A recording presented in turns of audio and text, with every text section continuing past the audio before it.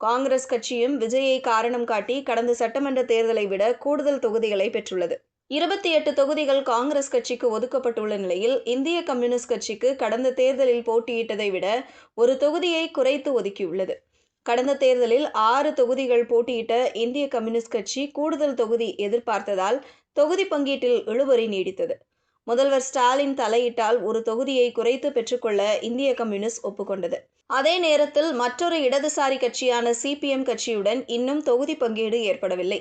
கூடுதல் சீட் வேண்டும் என்பதில் விடாப்பிடியாய் சிபிஎம் இருப்பதால் தொகுதி பங்கீட்டில் இழுபறி ஏற்பட்டுள்ளது.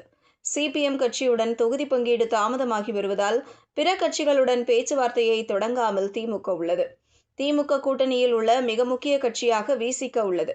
மற்ற கூட்டணி கட்சிகளுடன் பேச்சுவார்த்தை நடத்தும் போது இடையூறு ஏற்படாத வகையில் விசிகவுடன் பேச்சுவார்த்தை நடத்துவதை திமுக சாதுரியமாக இறுதிக்கட்டத்திற்கு தள்ளி வைத்துள்ளதாக திமுக வட்டாரங்கள் கூறுகின்றன.